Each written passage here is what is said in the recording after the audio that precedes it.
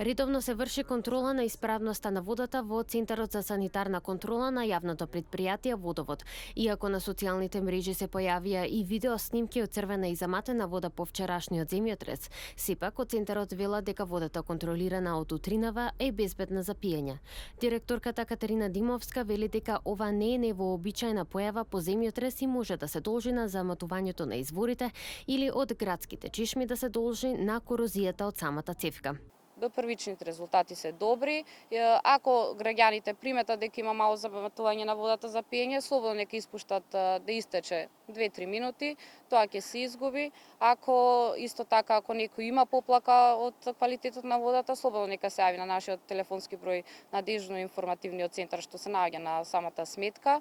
Ќе дојдеме веднаш денеска по пријавената поплака, ќе земеме мостра и ќе добијат резултати за 24 до 48 часа.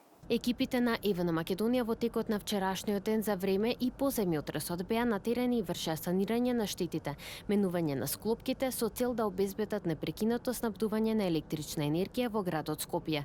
Од ЕВН вела дека во населеното место Стајковци паднало бетонски столб на ЕВН, а исто така имало проблеми во неколку скопски населби за што се интервенирало навреме. Најмногу имаше повици за прекини во снабдувањето во населбите Аеродром центар, дел од Железара, дел од Карпош во селото Стајковци и другите населени места во тој реон каде што и беше епицентарот на земјотресот. Имаше и паднати столбови во селото Стајковци каде што екипите се опати и веднаш ги санираа тие проблеми.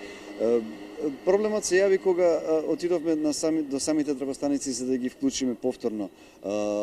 Таму веднаш беше завршена работата, но дел од енергетската опрема во самите згради исто така кај нив реагирала заштитата и екипите мора потоа повторно се упатат до самите згради па да ги вклучат повторно под напон. По вчерашниот земјотрес кој изнесуваше 5,3 степени според Рихтеровата скала, денеска во градот Скопје ситуацијата е под контрола од страна на институциите за нормализирање на секојдневието.